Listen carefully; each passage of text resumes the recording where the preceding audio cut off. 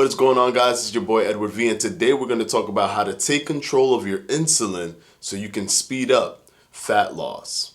Stay tuned.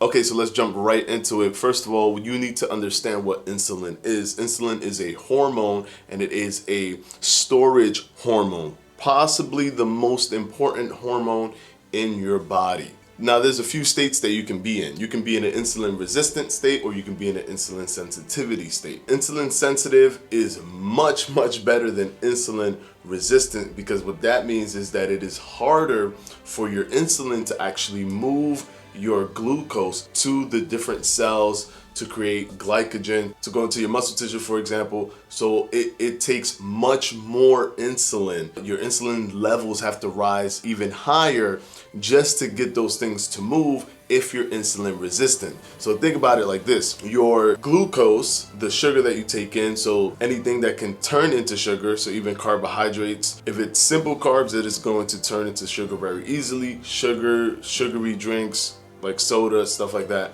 those things are sugar, so they're glucose in your body. Now, if it's resistant to the insulin, if those things are resistant to the insulin, then your insulin has to go higher and higher and higher every single time, just so they could pull it into the bloodstream to move it across your body and put it in all the different compartments. So you understand how being insulin resistant is not good. You don't want to be insulin resistant. You want to take the body and put it in a state of insulin sensitivity. Now, keep in mind, this is not a one day yes, one day no kind of thing. You have to condition your body so that you can be in a state of insulin sensitivity, which means that you've done things overall over time that gets you into insulin sensitivity. Now, how do you know if you're insulin sensitive or if you're insulin resistant? Well, to be honest, there isn't really any true symptom to insulin sensitivity. Although you'll see people that say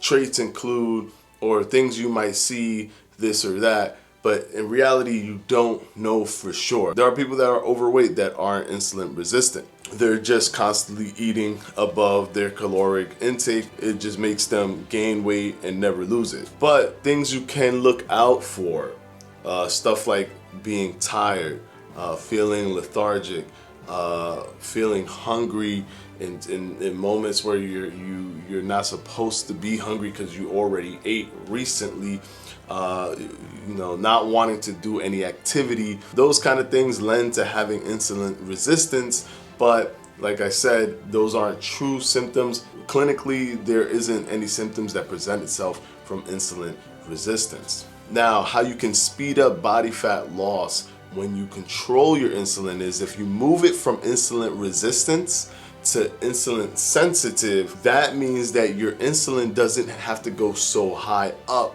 to grab that glucose and move it on the bloodstream to the different compartments. It doesn't have to go so high. And the lower your insulin is, when your insulin is low, believe it or not, that is the only time when your insulin is down that it can actually release body fat.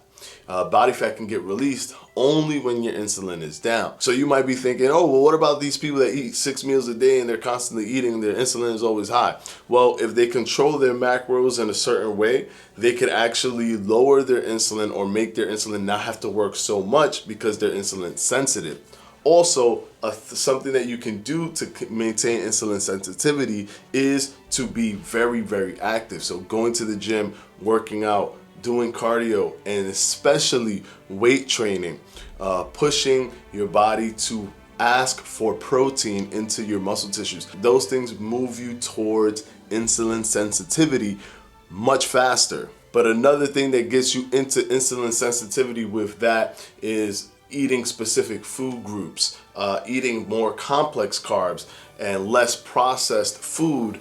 Those things that have so much sugar that create more work and more work for your body, the fructose, the corn syrup, those kind of things, you want to eliminate them if you are insulin resistant, so that you can bring your insulin level down and be at an insulin sensitivity state. now that you understand body fat only releases when your insulin is low, you want to be insulin sensitive because that means that you're constantly keeping it already at that low barrier. So if your body can grab glucose much easier and transfer it into the different compartments very, very easily, that means that instead of going all the way up and pushing as high as possible, it'll just go midway or even less than midway in terms of raising in your body the insulin levels, and then come back down much faster, because of course it shoots up quick but it comes down slow. So if it shoots up really quick and it goes super high but it still has to come down at that slow rate, it's going to take you much longer for your body fat to come out of your body if you have to come all the way down from that height.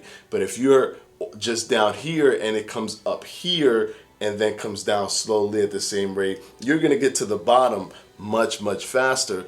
That's why you want to be insulin sensitive. And one amazing way to promote insulin sensitivity in your body, other than the food choices, other than your workout routine and going to the gym and working out and being active, is intermittent fasting.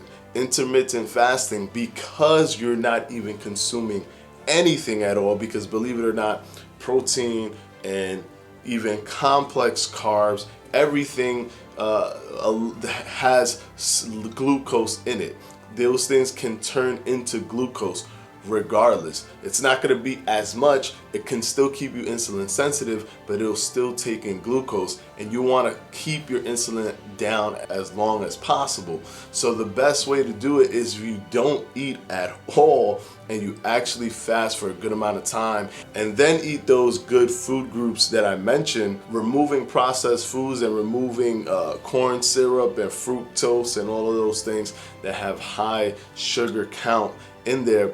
Doing all of that coupled with intermittent fasting will put you at an amazing state when it comes to insulin sensitivity. Studies have shown that fasting can actually reduce your insulin resistance. So just remember, guys, it's not just about the calories in versus calories out, because if your insulin levels are high, it will be very difficult for you to lose weight, because your body fat cells will not release body fat unless your insulin is low. So if you're insulin resistant, you want to move to the insulin sensitivity using those tips that I just mentioned. And if you want to spend more time with your insulin being low, if you reduce the amount of times that you eat during the day, you actually reduce the amount of times that your insulin has to raise to move the glucose in your bloodstream. When you're insulin sensitive, that means that your insulin doesn't have to work so hard